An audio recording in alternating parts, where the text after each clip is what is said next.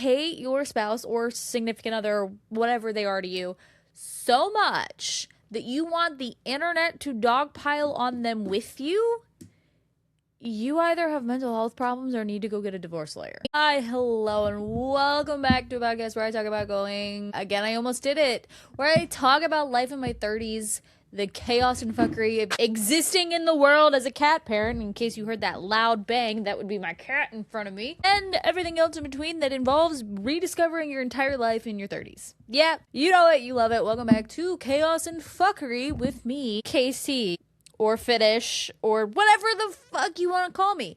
And none of that matters today, because today we're talking about all things coupley. Without being a husband basher, because I really hate that content, and I see a lot of it on social media right now. There are so many people, and I make commentary about this back around Christmas. There are so many people that make such a big deal out of little tiny things that are inconsequential in their relationships, right? I'm gonna get nice and comfy cozy for this one. I'm gonna put my feet up on my desk. We're gonna get into this because I have a lot to say about this. As someone who got married relatively young for my education level, for my, I graduated with my undergrad at 20. I got married at 22. A lot of people in my kind of realm of, I have a bachelor's in engineering, I'm a STEM woman, don't get married at 22. I'm not saying it's a bad thing. I'm not saying it's a good thing. I'm just saying the averages speak for themselves. A lot of people who are, in fact, educated or not in a religious cult do, in fact, wait till later in life to get married. I was the weird anomaly that I had also already graduated with my undergrad when I got married at 22. But that's here nor there. I have a lot to say. I just passed 8 years with my husband, and while it hasn't all been butterflies, it also all hasn't been hell. And a lot of people on the internet, there's the men hating women who are straight women and just want to hate on every man known to the planet. Or bi women that also want to hate on men, which valid, but and I know I say a lot, I need to really stop that, but when it comes to the type of people I see online, 90% of your coupley content creators that aren't just trying to fake everything is perfect. I'm actively trying not to say you have your family vlogger couples that act like everything's perfect. They will never show a bad moment unless it's their kids' bad moments. The relationship between the two of them always looks perfect to the outside world. And obviously content creation is content creation. But then you also have the opposite side of the non-influencer-y people who will get on apps like TikTok and then just look for people to shit on their spouse with them. Whether it be the "my husband doesn't fill my stocking" argument during Christmas. Which, you're a grown-ass bitch. Go do it for yourself. Is it really that big of a deal? I don't get it. I don't understand why the stalking argument is such a big deal. My husband has been a trooper when it comes to adopting and by our, I mean my family's, Christmas traditions. He didn't do any of it growing up. So anything that he has adopted or adapted to in the holiday season has come from my family. And he has never really voiced whether he loves or hates that, but he participates in it. And he does a good job at it too. He's not a big holiday guy, and I accepted that a long time ago. So I don't get to do the all-out, the Valentine's baskets or the Easter baskets or the just fun, silly things, because that makes him feel uncomfortable, and I'm not going to do that. He feels like he has to reciprocate in some way, even though he's never had to do those holidays. And I had a conversation. I did that for him for the first couple years we were together, and he was like, hey, I don't love this. So even though I have a love language of gift giving, the person that I'm giving the gift to isn't appreciating it or doesn't want because it makes them feel uncomfortable. So I stopped doing it. It's not that hard. If your spouse didn't traditionally do stockings and they don't understand why and they don't want to participate in it, and you still want, say, your kids to have that magical experience that you had, do them all yourself. Don't impose your will on your spouse. And don't force your spouse to adopt all of your childhood memories either, because that's not their memory. And there's a lot of that, right? I saw a piece of content just recently, the other day, even after I scheduled this conversation as a podcast topic for the week, I saw a creator talking about how one woman posted, there was this post that she was basically saying he measured it 3 times and still somehow the cutouts are wrong. Basically saying my husband's a fuck up. And posted it online. I understand being frustrated with that, especially if you're like, hey, maybe double check your work. Because sometimes my husband goes off the rails with some of his projects, if you will. But, I would never post that online. I just would never. I would be like, oh, well, I guess we gotta redo it again. He would get unbelievably frustrated if he got to that point, because he's very meticulous when it comes to that stuff. But that's not a conversation for the internet to dogpile on your spouse. Unless you literally truly do hate your spouse, then get off the internet and go get a divorce lawyer. If you hate your spouse or significant other, or whatever they are to you, so much that you want the internet to dogpile on them with you, you either have mental health problems or need to go get a divorce lawyer. There is no making it work for the kids. There is no immediately march your ass down to that. If that is your first reaction to a mistake that your spouse made when they were trying to help you, I'm sure, on whatever ridiculous quest in the house that you were trying to make, good God. Like, everyone is human. Everyone makes mistakes. Not everyone's mistakes need to be blasted to the fucking internet. And that's why, I liked to share a lot of stories and talk about a lot of things originally when I started getting into the content creation space. But my husband is a much more private person and didn't want to be on social media. So even that something as simple as not sharing his photo on my public platforms anymore, I stopped doing it. And I used to do funny, coupley skits, similar to how, parents will do skits of things that their kids do, but they're the ones portraying their kids. I used to do that. And I would cosplay as him when I would do these skits, and there was a skit where he legitimately thought it was him, that I had dressed up with him and done the whole thing. He lost his mind over it when I showed it to him. I thought it was funny, but he didn't. And it was at that point I decided to rethink the skits that I was doing and question if I was doing it to make fun of him, if I was doing it to just be silly, if I was doing it to be relatable. What were my intentions for creating that skit? And so I stopped doing couple gamer skits and things like that I used to do, because if I couldn't set a clear line between this is just funny and relatable and I could potentially be hurting him, then I didn't need to be doing it. And I've had to think about that a lot as my platform grows and as I continue to grow as a content creator, of being married to someone that does not want to be on the internet, can't be on the internet for whatever your reasoning is. If your spouse is not also a public figure, it can be difficult. I'm not saying I'm a public figure, but in this greater scheme of things, right?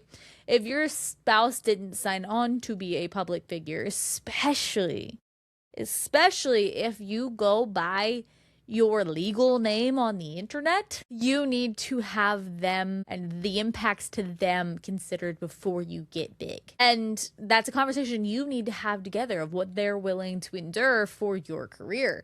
That's another YouTuber, Cece Suarez, I watch a lot, and she's going through this lawsuit right now and this issue with Nicole Arbor, which, God, I hadn't heard that name in years. Talk about irrelevant, are now drumming up all this drama that they believe her spouse is helping her with things in an illegal manner. Not happening. Has been proven to not be happening per, all of the saga I've been following with that on her channel. But her spouse isn't really in any of her videos, not really public in any of her public profiles, not that I've seen. I mean, I'm not on Instagram or anything like that. He's around, but he's not a main focus, right? He's not, in my opinion, a public figure in the sense that she is. And yet these people are bringing him into the loop because they don't like what she has to say on the internet. Fucking insane if you ask me, because her spouse has nothing to do with her. She's a fully independent woman. Why does her spouse have anything to do with her capability to piss people off on the internet? It would be the same thing for me. If I say something that's off-putting, as I tend to do, I wouldn't want people trying to go find my husband and complain to him about what I was saying. Or complain, like, try to get him in trouble for utilizing his resources or whatever, if he was in a position that I could utilize his resources, like they are implying that Cece's husband has.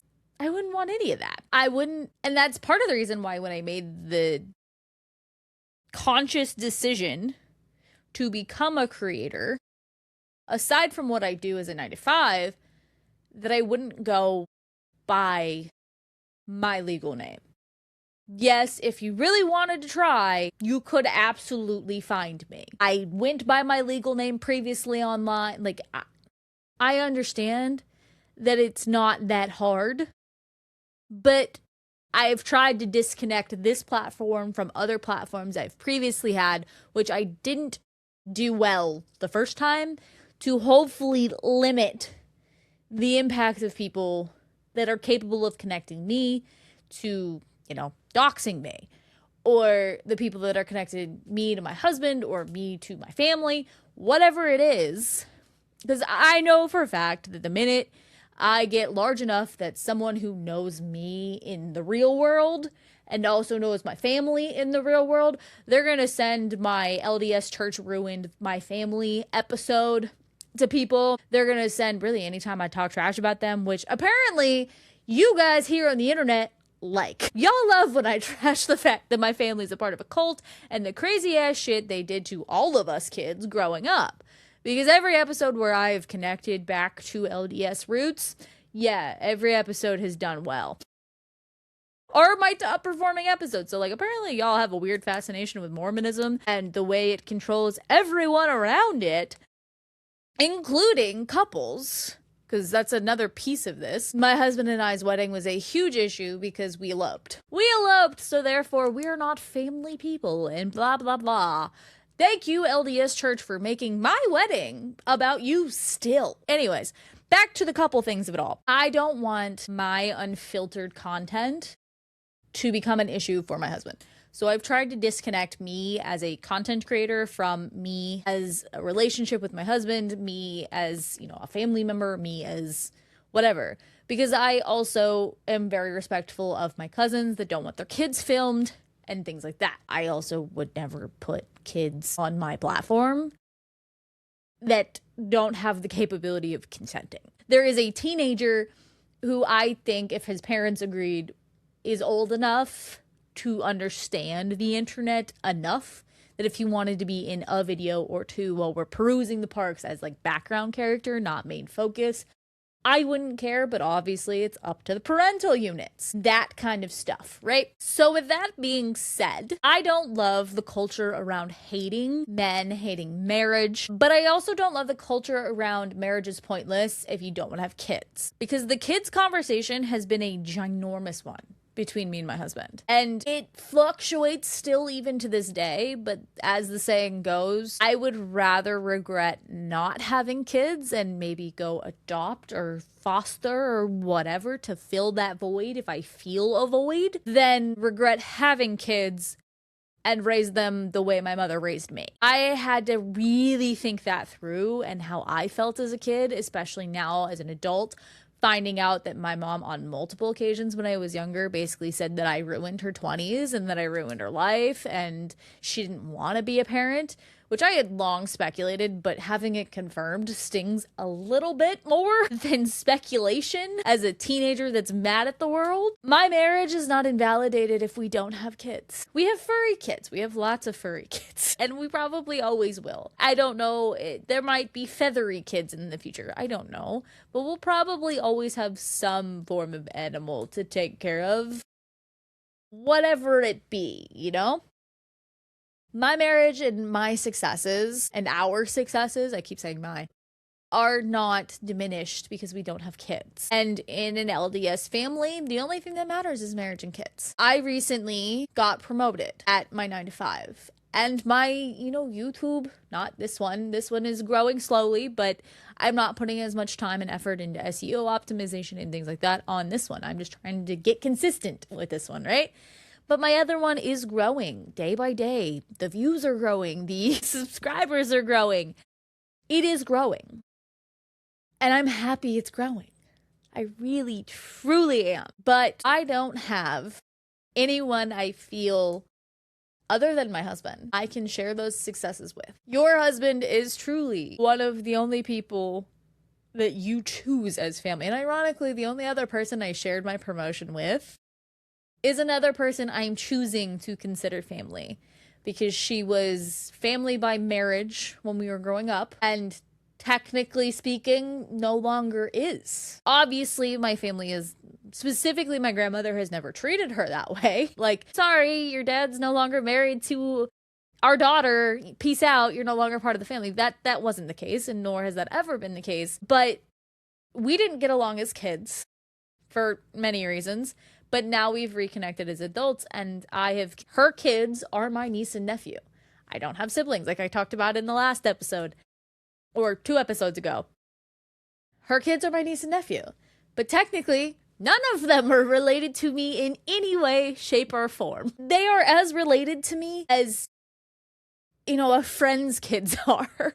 It's essentially what it is from a blood genetic sense. And those are the people that I've chosen to be my people in this time where my puzzle pieces are starting to fall together. My goals are starting to come together. I am, training and losing weight, and I feel better. There are so many things that are going on right now. And my husband and one other person are the only people that know anything going on with that. I'm also pretty sure that the noise that I just heard was in fact that person I was just talking about. But at the end of the day,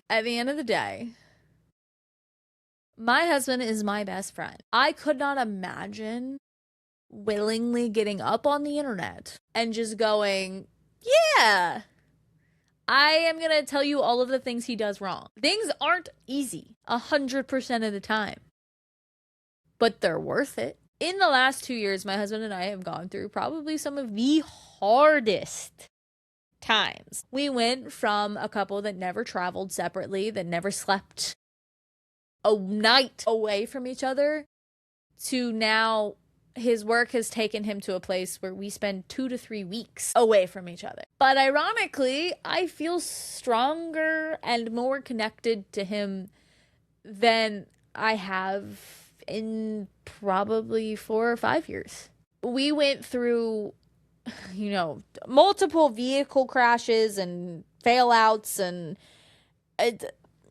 a never-ending nightmare on the vehicle front for a little while. We went through everything going on with his work. We went through, him losing a lot of friends at one point that really hit home for him, because we're not at an age where losing friends is common, And at the end of it all, we're in this place right now where we want this big life.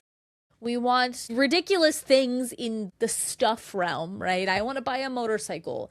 He wants a go-kart track in our backyard. We want massive amounts of land. I want an RV and a boat. And yes, there are plenty of things that, wealthy, I'm going to spend stupid influencer money if I ever got to that point kind of things, but done in a manner that makes sense. We want to build our own house. And I want to do it I've seen a lot of this on TikTok, the paycheck method, where you're living on the land you bought and building a house paycheck by paycheck. And I kind of love that. I'm not gonna lie. But we don't know where. We know we've outgrown this house that we're in now. And again, not just from a stuff perspective, but where we go from here is a little fuzzy. That is very hard for me, who needs to plan everything. Being in the fuzzy right now is something I've kind of had to learn to get comfortable with, because every day is in the fuzzy. But I chose to get comfortable with it to let my husband flourish and do what he needs to do. He sat back and grinded and did the bullshit while I grew my career initially in the beginning. And now it's time for me to do that. And I think I've said this on this podcast before. It's time for me to sit back and let him do what he needs to do and support him through whatever the hell he needs to do. Whatever that is. And to some extent, I'm not sure he knows what that is right now. And I'm okay with that. He doesn't need to know. Bounding it maybe at some point makes sense, but that's not what needs to be done. So many, it seems like with couples, and maybe this is just a content space, but I've also talked to a lot of friends that are in relationships and things like that. My mindset on my marriage used to, and my husband even said this the other day, it used to change a lot with who I was talking to and what kind of content and culture I was surrounded by. And it wasn't until probably early to middle of last year where my husband and I, to be completely honest, were talking signing paperwork. We weren't sure if there was any way to get past everything that was going on, and it required me to take a second and really look internally at myself. If you are finding yourself in the man-hating, in the my husband annoys me by every little thing he does everything wrong, probably you. I grew up in a culture where the women liked to make the man think they had any form of control when they really didn't. That's what I grew up around. I grew up with a lot of strong women that didn't know how to be a partner. They wanted to dictate everything. They wanted to be in a relationship, but they didn't want to be a partner. And undoing that whole culture, especially as an only child, especially as a, woman in STEM who already has to fight pig-headed men every day of my career, I wanted to fight every time I would get criticism. And it never really struck me that he was asking me to consider my actions before I pushed him over the edge. It always occurred to me that he was trying to control me rather than provide information with how he was feeling. And it took a long ass time to unravel all of that and realize that there was a lot of times that I was the problem. I was fighting him over the dumbest shit that did not matter in the slightest. And when I say the dumbest shit, I literally would fight him over having things on my countertops. I kind of run the kitchen. He doesn't spend a lot of time in the kitchen. A lot of times he would rather order DoorDash. And that's fine. That was another thing. I would get so unbelievably frustrated when I would cook and he would just order DoorDash anyways. Why do I care? I was cooking for myself anyways. He doesn't eat leftovers either. So learning how to make things on a smaller scale, probably a good idea. Yeah, probably a good idea, because he doesn't eat. There was a lot of things that I was like, no, you have to do it my way. That really could have been a compromise, or could have just been yeah, you know what, I don't care about that. But for whatever reason, I decided that I needed to be the one to make all of these decisions, and it made his life a living hell. The inability of some women, and this is not, for all of you who are going to come in my comments and say, deconstruct your internalized misogyny. No, this is not misogyny. This is respecting my husband. I do this with friends. This is literally respecting his insight, his inputs. It's not if I disagree with him, I disagree with him. That's that, But it's also taking the time to make sure that I'm not just flat out wrong. I am stubborn. I am disgustingly unwilling to be wrong sometimes, to a fault. I like to be right. I grew up in a very competitive family that I also have had to untangle all of these things. And I got married at 22 and I didn't really have the time to discover who I was and untangle all of that shit before he was dealing with my bullshit. I'm lucky, and we've both said this about each other, we are both uniquely complicated in so many different ways that it's a miracle we found anybody to put up with our bullshit. It just is. And that's how, in my opinion, you found the spot, the person, I could be looking at this episode years down the road and be like, well, fuck, I really fucked that one up. You never know. Life is not guaranteed. Marriages, you could marry the perfect version of someone and, an injury happens and suddenly they're no longer who they were or whatever it is, right? They could just change drastically for no reason. Whatever. Right? There are 5 bajillion reasons why a marriage doesn't work out that you think that you think will. What I don't want the culture as a whole to change into is marriage is a useless thing unless you're in a religious component, because it's not. I mean, I don't think the government benefits really exist as much as they once used to be honest. I don't think there's a lot. Like, you could do so much without a legal piece of paper nowadays. Like, doing it legally for government benefits, unless you have kids, realistically speaking, or like medical purposes. It's not even like insurance. It's really just some hospitals won't let you physically in there unless you're family. And that's kind of silly, in my opinion. That's real silly. Anyways, in that grand scheme of things, right? I don't want this next generation to be so deeply self-centered that they can't see the usefulness. And I don't mean that in a weird way, because like, my husband doesn't use me and I don't use him. But like, the benefits, I guess, of having a partnership, whether it's, same sex, whether it's poly, whatever your partnership is, it could be a completely, what's the word? Non-sexual. I can't think of the word for that right now. It could be life partners in the form of, you're my best friend, bro. You are my you are my partner, because I don't want to fuck with anybody else. Like, it doesn't even have to be in a sexual way. I mean, that helps to some people, depending on who you are. But, like, it doesn't have to be. Just the benefits of not being totally alone is something that I think a lot of, and again, maybe I'm just too chronically online. Maybe this isn't happening in the real world, but I feel like if it's happening chronically online, it is happening somewhere in the real world, right? There's just a lot of people that exist purely for themselves. And yeah, sure, at the end of the day, you are, in fact, existing purely for yourselves, but having that support system, having that someone there to celebrate you and celebrate your successes, especially when your families are pieces of shit. Yeah. That is something that I don't want future generations to lose out on.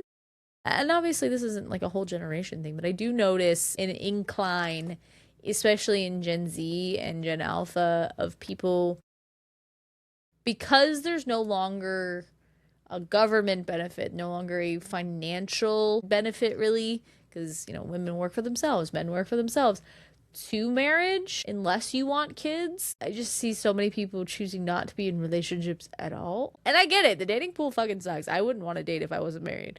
Like, I would probably do it too. I get it. But also at the same time, maybe get off the internet and go find someone. Maybe they're a little less awful. I say as I literally met my husband on the internet. But yeah. There's so many, like, this wasn't the original intent of this episode. When I wrote this down, I wanted to talk about, going from the couple that spent every night together to the couple that is now dealing with work travel and dealing with being apart, and how the dynamics and the workload changes. But I found myself drawn to this husband bashing content. And I don't mean like drawn as in like I consume a lot of it, but I feel very particular about it. And maybe that's just because I'm very protective over my husband, but I don't understand it. And part of the reason why I chose to cut off contact with my old podcast co-host is, in fact, because I felt like being married around her was an issue. There was always a reason for her to jab relationships and tell me that there were things wrong with my relationship if I was just venting. There was always a reason for her to end relationships in absolutely obscene ways, and not like she was still a teenager. I don't feel like she respected her partners in any way. And that was kind of true from almost immediately after I met her in person and started talking to her, because when I met her, she was engaged to someone, and then she just kind of, from my perspective, right? I don't know a lot of what's going on behind the scenes, but from my perspective, she kind of just decided, yeah, fuck it, I don't care anymore. and like ran off into 500 different directions. There wasn't really any good conflict resolution going on in any of the relationships I saw her in. Twice she showed up. Well, once we bought tickets to do Halloween Horror Nights for my birthday. And not only did she break up with the person she was supposed to be going with, so I had to find someone to take that ticket, she also didn't show up because supposedly she was sick the night before. And then the second time she booked tickets, I refused to book tickets for her this time because of the whole having to find someone to buy tickets, to take on her tickets last time. The second time, she brings someone I don't know and she barely knew to my birthday because she broke up with the person she was supposed to be coming with. Apparently this guy was just, someone she went on one date with before she moved out of state and then decided, oh, I'm back in Florida, let me re-hook up with this guy, and tried to have sex in our room. And I understand different people in different phases of life, but also when we're all in the same room? Why?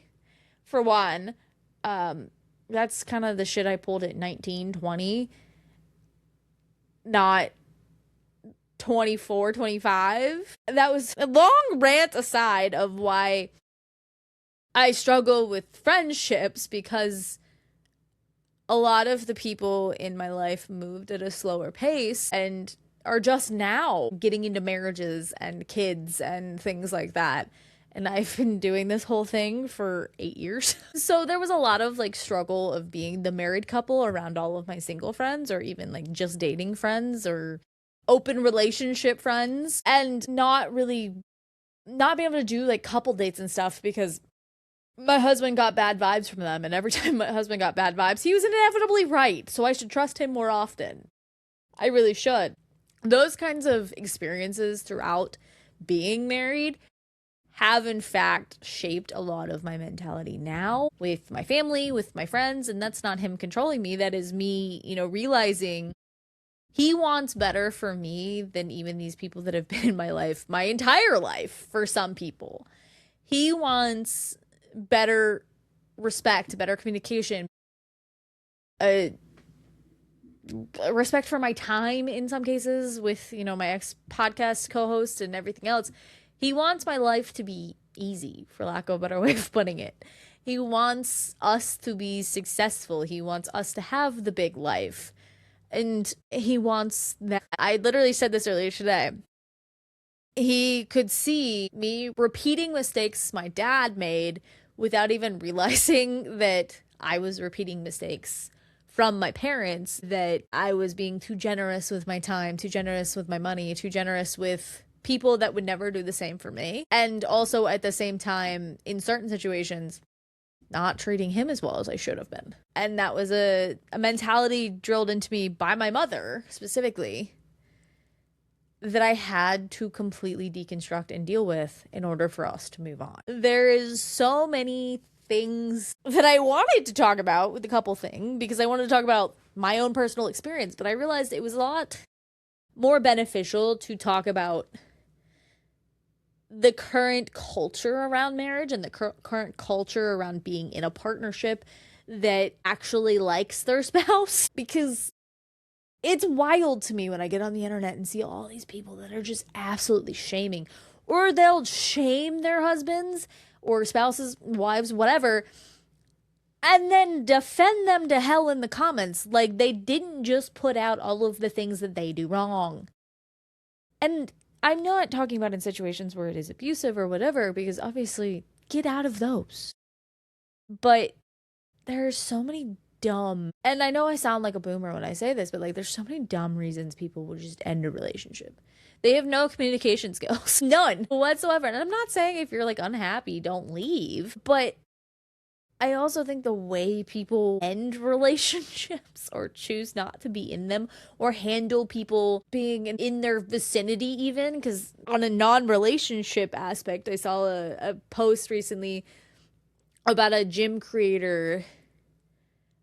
Basically, I mean, there's several posts in this realm of gym creators being rude to people, asking if they can work in, or asking how many sets they have left, that kind of shit. I am an only child that likes to be alone and loves to be independent, but at what point do we as a society start going, hey, maybe not everything's about you?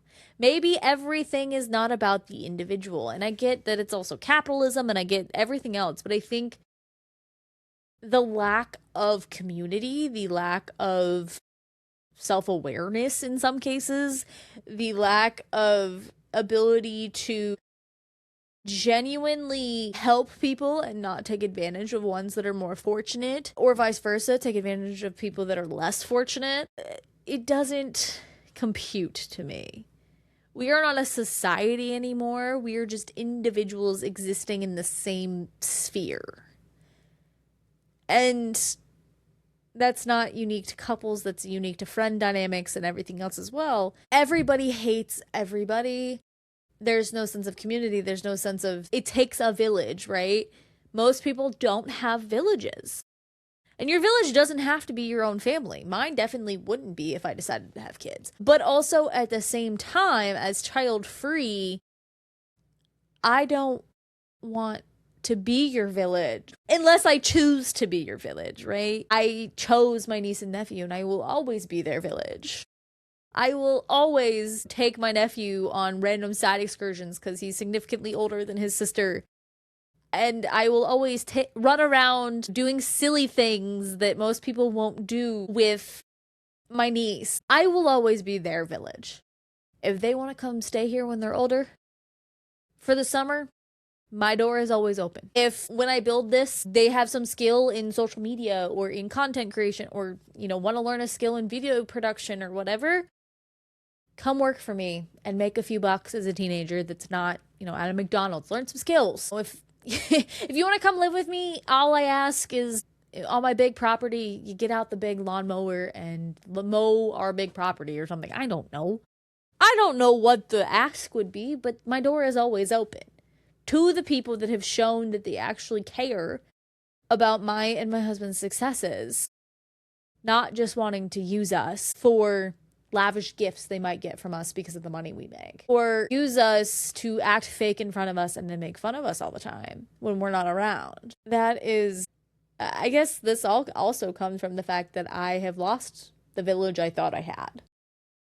Not only did I realize my village was going to be multiple states away when I started thinking about the kids' conversation, and my husband realized that as well, that his parents were going to be much help. His sister definitely was going to be help. Things like that. We realized we had no village, to be frank, long ago. But now I really don't have a village. And that comes in the form of no one cares about my successes as an adult, whether it be business, whether it be 9 to 5, whether it be my husband's successes.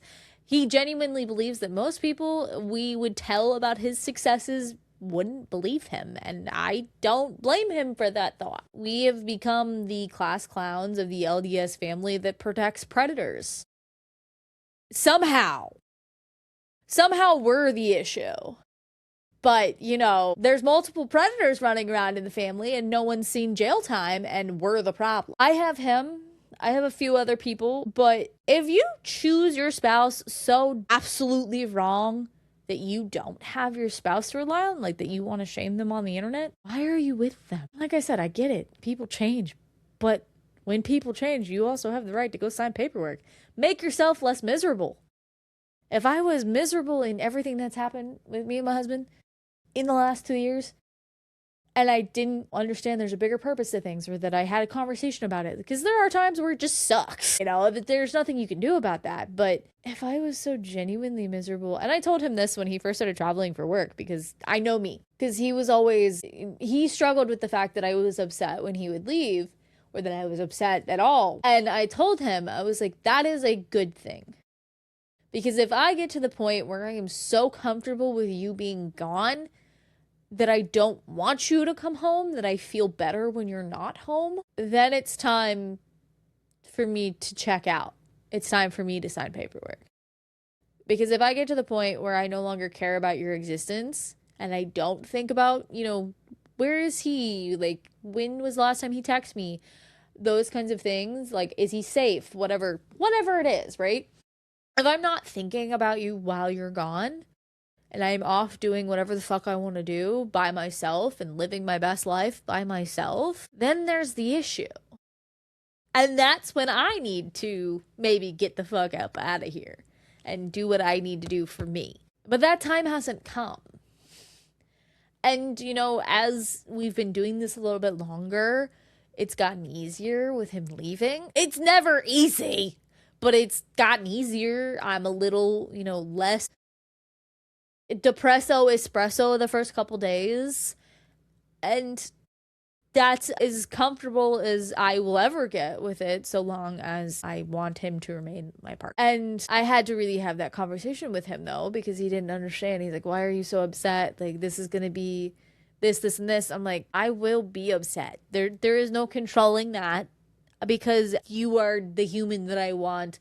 Even when you annoy me, I want you here, annoying me. Even when I don't like you, I love you kind of situation. So I will always be upset when you're gone or haven't, when I'm having a bad day and you're not here or whatever. But that doesn't change the fact that if you were a person that I didn't care about, you wouldn't hear from me. Because I have what I like to call human object permanence. If you are not someone I regularly think about, you won't hear from me. And that was kind of what guided a lot of my no contact with a lot of people. Is just, if I don't look at my phone calendar and say, oh shit, it's this person's birthday, because I need those reminders to remind me what day it is, then I haven't been around you enough for me to care. But if you're my spouse and you become that person, we got issues. Are those issues that we can work through? Maybe. It really depends. So that's just my 2 cents, I guess, on the current culture of coupley things, on marriage being invalidated when you don't have kids. Because when we were 22 and got married, no one was really asking us about kids, because we were just trying to get moved out of my mom's house, because we briefly moved back in with my mom right before we got married, to try and figure out what our next move was financially, job-wise, whatever, as a new young couple that didn't know what the fuck we were doing. There was that. But when we got married, no one was asking us. But now that we've been married for, 8 years, I'm the oldest grandkid, so technically we are the oldest. And now we'll be the only ones at the top half without kids. In some cases, the only ones without multiple kids, which I could not imagine having multiple kids right now. I just couldn't. That is a crazy thing to me. Even as someone who's never been firmly, I am always going to be childless.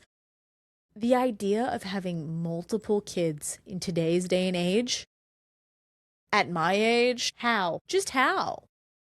Just why? I couldn't imagine it. It was not my thing, really. It wasn't something I desperately needed growing up, but I really can't imagine it now. Had we tried to have kids younger, because at one point we're like, when we're 25 or when we've been married for 5 years, then we'll, reopen that topic. We never reopened it. And I wouldn't want to right now. It's just wild to me that my husband and I have kind of ceased to exist, and our accomplishments have ceased to exist in the family dynamic, because we're not the ones having kids. We just don't matter anymore. And, there's a lot we could do to, not help, but to be some of these families' villages. But I don't want to. I don't want to be their villages, because they've never put in the effort to care about us. And I do feel that my marriage is invalidated. I don't feel that way, but I do feel like by other people, that a lot of people look at us and they're like, oh, your marriage doesn't matter because he's never home, or because you emasculate him, or because you don't have kids, or because your furry kids don't matter, or because whatever, because fun. Because of all of these things, people want to try and invalidate my marriage, invalidate who we are as a couple, invalidate everything. Oh, he wasn't at the holidays, he must not care. Oh, he wasn't at the wedding, he must be a horrible family member. No, bitch. So many things, right? That try to invalidate all of the accomplishments, specifically of my husband, but of both of us, really. I just don't talk about my accomplishments because I don't give a shit to tell people. It's none of their damn business. And I have learned recently that I really can't trust anyone in that is connected to my family, specifically my mother, because you tell one person, they go spread it throughout the rumor chain. And then a bunch of people who I've gone no contact with now have access to my life that I didn't want them to have. And that is a level that I will never share with anybody ever again. If I have gone no contact, if we have gone no contact, because sometimes it's we, sometimes it's I, sometimes it's him. It really just depends on who it is. Usually it's a we. If we've got no contact, you don't get access to our lives through third party. And I respect that boundary on the opposite end as well. I don't ask about the people I've got no contact with because I decided they don't get to be a part of my life anymore in any way, shape, or form. Sometimes I involuntarily am given information that I didn't ask for, but we're getting there. We're getting to a point where I no longer have to listen to the woes of people that I have no contact with, which is good. I do want to do a whole separate episode later on down the road of my no contact journey, because here in a month or two, it'll be about a year since I've gone mostly no contact with a large majority of my mom's family. And it is significantly different, now that I'm married, to have two of us involved in this no contact. Because I went no contact with my dad's side of the family before I got married, pretty much. It was really solidified when I got married. So there was never really a life that was known to my cousins on that side. I don't even know half my cousins on that side. There was never really a life that my husband and I shared that they knew. Whereas with my mom's side of the family, people were present at our reception. People were present at, my mom's wedding where my husband and I were having fun, and people have gone down here for vacations and been a part of random we've been a part of random family vacations and things like that. It is very different going no contact with a family that has a large family group chat, but not going fully no contact with everybody. Especially when you block them, because you then just get a random piece of information every now and again. But that is something that I'm going to have a whole separate episode on how I'm feeling a year in. Do I regret it? Things like that. Because do I regret it? No, I don't regret it one bit as of right now. It has been good for me. It has been good for my business. It has been good for my relationship with my husband even. Sometimes no contact is a good thing. And it has also helped my relationship with my dad, which I didn't think that would ever happen. I didn't think I would get back to a point where I regularly communicated with my father again. And I did. I thank that a lot to my no contact and my husband, ironically. Because my husband telling me my dad was the sane one in the room was a wild awakening for me, that he preferred hanging out with my dad over anybody else because my dad respected these things. And sometimes your spouse helps you see a whole new perspective on the world that you previously could not see at all.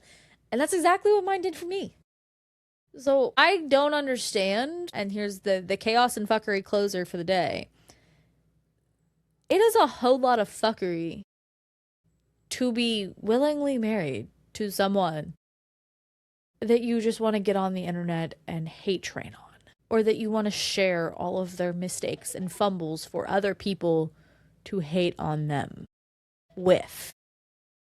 That is never a relationship I want. That's not the relationship I have. Speaking of the relationship I have, my husband is texting me right now, so I am going to go, but I hope you enjoyed the chaos of this conversation, even though I went on several side tangents that have nothing really to do with coupley things, and I hope you're not a part of the fuckery that is hating on your spouse on the internet.